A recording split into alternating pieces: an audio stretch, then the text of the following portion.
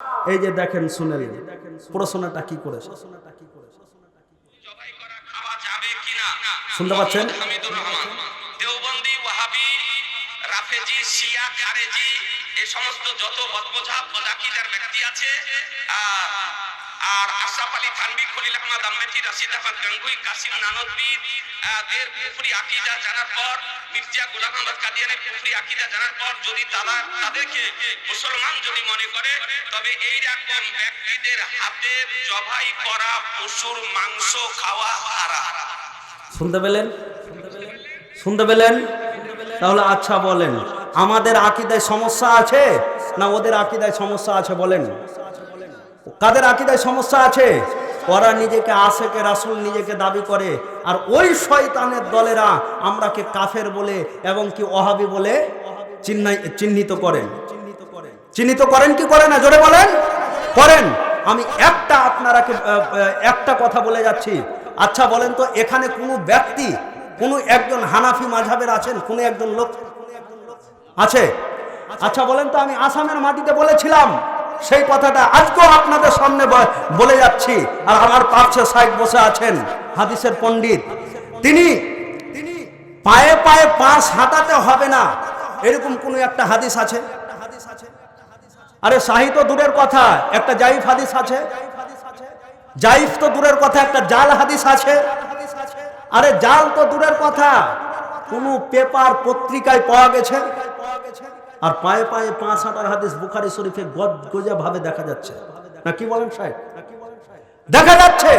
অথচ কিন্তু বলছে যে আমরা বড়রাকে সম্মান দিই, তারই জন্যই আমরা পায়ে পায়ে পাঁচ হাঁটাই না। পাক্কা নবীর দুশমন, পাক্কা নবীর দুশমন। তাহলে বলেন, আজকে মুসলমান জাতটা মার খাবে না তো কে খাবে? কথা বলেন। হাদিস নাই, তোমার দলিল নাই, তুমি বাপ দাদার আমল নিয়ে চলছো, ওইটা হবে না। কোরআন এবং সহিহ সুন্নাতে যেটা আছে সেটাই তোমাকে মেনে নিতে হবে। মেনে নেওয়ার নাম হচ্ছে ইসলাম, না মানার নাম ইসলাম নাই। কথা ঠিক কিনা একটু জোরে বলুন। হ্যাঁ, আল্লাহর নবী যখন মক্কা থেকে, যখন মক্কার মাটিতে যখন আবু জেহেলেরা যখন ইসলাম প্রচার করতে দিল না, দাওয়াতের মেসেজ পৌঁছাতে তাদের কাছে দিল না, তখন হযরতে যায়েদকে সঙ্গে করে নিয়ে, ভাই আমি কি ছেড়ে দেব? একটু কথা বলুন, ছেড়ে দেব? কথা বলেন একটু, আমি ছেড়ে দেব? হযরতে যায়েদকে সঙ্গে করে নিয়ে তাইফের মাটি চলে যাবেন। যায়েদকে সঙ্গে করে নিলেন।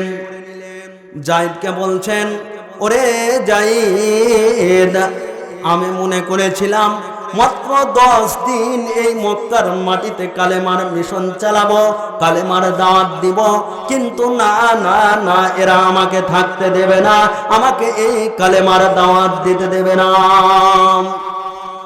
পরিশেষে কি করলেন?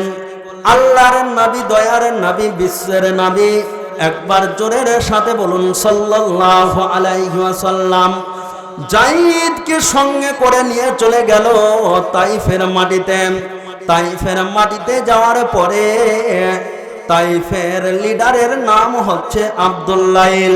তারা ছিল 3 ভাই এবং কি সর্বপ্রথম আল্লাহর নবী ওই তাইফের লিডারের বাড়িতে যে কালেমার দাওয়াত দিতে আরম্ভ করল। আল্লাহর নবী সর্বপ্রথম যে বলছেন, ওগো তাইফ দেশের লিডার, ওগো তাইফ দেশের মন্ত্রী, আপনি শুনেলেন, আপনি এতদিন পর্যন্ত যার মূর্তি পূজা করা এসেছেন, যাকে শ্রদ্ধা করে এসেছেন, যার সামনে মাথা নত করে এসেছেন, তার পূজা করা বন্ধ করে দেন, তাকে মূর্তি পূজা করা ছেড়ে দেন। এক আল্লাহকে আপনি স্বীকার করলেন এবং কি আমি নবী মুহাম্মদ, একবার জোরের সাথে বলুন সাল্লাল্লাহু আলাইহি ওয়াসাল্লাম, আমাকে নবী বলে স্বীকার করলেন। অতএব বাপ দাদার ধর্মকে পরিত্যাগ করে দেন। যখন এমন ভাবে যখন আল্লাহর নবী যখন ওই তাইফের মাটিতে দাওয়াতের কাজ আরম্ভ করলো, হঠাৎ করে আবু জেহেল দেখছে মক্কার মাটিতে ওই আব্দুল্লাহর ছেলে নবী মুহাম্মদ আর মক্কার মাটিতে কালেমার দাওয়াত দেয় না, নিশ্চয়ই এখান থেকে অন্য কোনো জায়গা চলে গিয়েছে, নিশ্চয়ই অন্য কোনো জায়গাতে বাড়ি বেঁধেছে। এবার আবু জেহেল কি করলেন, প্রত্যেকটা জায়গাতে একটা একটা একটা একটা করে চিঠি করে দিল, আর চিঠির হেডলাইনে লিখে দিল, ওরে শুনলে আব্দুল্লাহর ছেলে নবী মুহাম্মদ যিনি আখেরি নবী বলে স্বীকার করছে, যিনি আখেরি পয়গম্বর হিসাবে স্বীকার করছে, তাকে তোমরা যেই কোন জায়গাতে পাও না কেন তাকে তোমরা মেরে মেরে মেরে মেরে তাকে তোমরা শেষ করে দিবে, তাকে তোমরা খতম করে দিবে, তাকে তোমরা বরবাদ করে দিবে, তাকে এই পৃথিবীর মাটিতে বাঁচিয়ে রাখবে না। কেন শুনে নাও, আমরা যার এতদিন পূজা করে আসলাম, যাকে আমরা এতদিন মেনে আসলাম, তার মূর্তি পূজাকে ভেঙে দিতে বলছে, আর তার রবকে স্বীকার করতে বলছে, এবং কি তাকে আখেরি পয়গম্বর বলে মেনে নিতে পারছে। এই মন্তব্য নিয়ে একটা চিঠি কিন্তু আব্দুল্লাইলের কাছে চলে গেল। এবার আব্দুল্লাইল ওই চিঠিটা ফেরে দেখলো যে নিশ্চয় এর কথার সঙ্গে ওর কাজের মিল হচ্ছে। তখন ওই তাইফের মাটিতে কি করলেন, 10 থেকে 12 বছরের ছেলেগুলাকে আল্লাহর নবীর পিছনে লেলিয়ে দিল।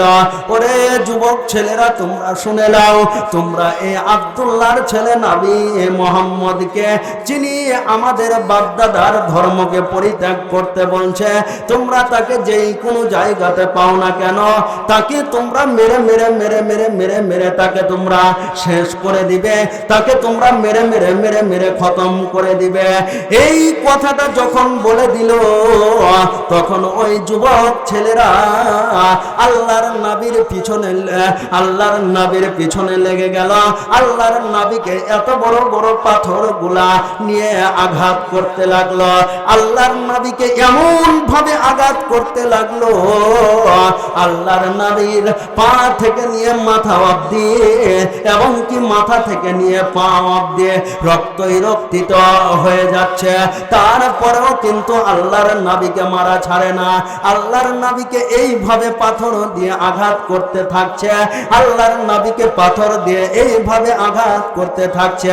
আল্লাহর নবী সহ্য করতে না পেরে জমিনের ওপরে যেন লুটিয়ে পড়ে যায়, আর ওই যুবক ছেলেরা বলতে থাকে, ওরে নবী মুহাম্মদ, তোমাকে আর আমরা মারব না, তোমাকে আর আমরা কষ্ট দিব না, তুমি উঠো উঠো উঠো। আল্লাহর নবী উঠে আবারও কয়েক কদম যায়, আবার ওই যুবক ছেলেরা আল্লাহর নবীকে পাথর দিয়ে আঘাত করতে থাকে। আল্লাহর নবী, দয়ার নবী, বিশ্বের নবী, একবার জোরের সাথে বলুন সাল্লাল্লাহু আলাইহি ওয়াসাল্লাম। সেই নবী আমার সহ্য করতে না পেরে একেবারে বেহুশ হয়ে পড়ে গেল। কোন রকম করে একটা আঙুরের বাগানের ভিতরে যে পৌঁছালো, একটা দেওয়ালে নিজের পিঠটা লাগালো। হঠাৎ করে আল্লাহর নবী যেন 3 দিনের না খাওয়া, নবীর শরীর চলছিল না, নবী যেন একেবারে ক্ষুধার্ত হয়ে 3 দিন পরে যখন নবীর হুঁশ আসলেন, তখন কিন্তু ওই আঙুরের বাগানের মালিক কোন রকম কয়েকটা আঙুর দিল। তারপরে আল্লাহর নবীর ইয়েটা স্বাভাবিক হলো।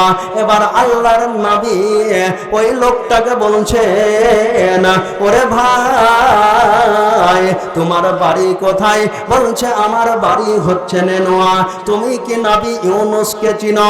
বলছে হ্যাঁ আমি নবী ইউনুসকে চিনি। তখন ওই লোকটা বলছে আল্লাহর নবী গো, আপনি নবী ইউনুসকে কি করে চিনলেন? বলছে আমি এরই জন্যই চিনি, এক নবী আর এক নবীর খবর জানে, এই মাধ্যমে চিনি। তারপরে জিবরাইল আমিন আসলেন।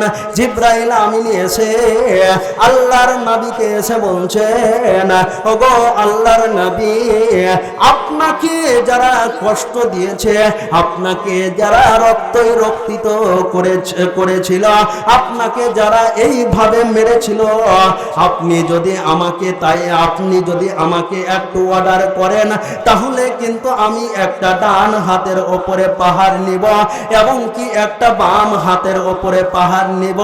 দুইটা পাহাড় আমি এক জায়গাতে নিয়ে আমি ওই তাইফ দেশের মানুষকে আমি বরবাদ করে দিব, ওই এলাকার মানুষকে আমি বরবাদ করে দিব, ওই গ্রামের মানুষকে আমি বরবাদ করে দিব। ওরে ভাইরা আমার, বন্ধুরা আমার, যেই নবী কোরআন প্রচার করতে যে এত মার খেলো, এত রক্তাক্ত হলো, এত কষ্ট পেয়েছিল, এত গালি খেয়েছিল, তারপরেও যেন নবী তাদের জন্য খারাপ দোয়া করলেন না। আল্লাহর নবী পরিশেষে বলছেন, ওরে জিবরাইল আমিন শুনে নাও, যদি আমি ওই তাইফ দেশের মানুষকে যদি আমি মারতে অর্ডার করে দিই, আমি যদি ওই তাইফ দেশের মানুষকে মারতে খতম করতে বলে দিই, তাহলে এই কালেমার মিশন কার কাছে দেব? এই কালেমার দাওয়াত কার কাছে পৌঁছাবো? না না না, এরাকে খতম করতে হবে না, এরাকে বরবাদ করতে হবে না, কারণ একদিন এরা এই কালেমা কি বুঝে নিবে। তারই জন্যই আল্লাহ তাআলা বলছেন, ওরে রাজশাহীর মানুষেরা, ওরে গোদাগাড়ির মানুষেরা, ওরে বাংলাদেশের মানুষেরা, তোমরা শুনে নাও, লা তাহজান ইন্নাল্লাহা মা'ানা। নবী তোমার কোনো ভয় নাই, তুমি হতাশা হয়ে যেও না, তুমি চিন্তিত হয়েও না, তোমার সহযোগিতা আমি আল্লাহ নিজে করব। নারে তাকবীর, মাশাআল্লাহ।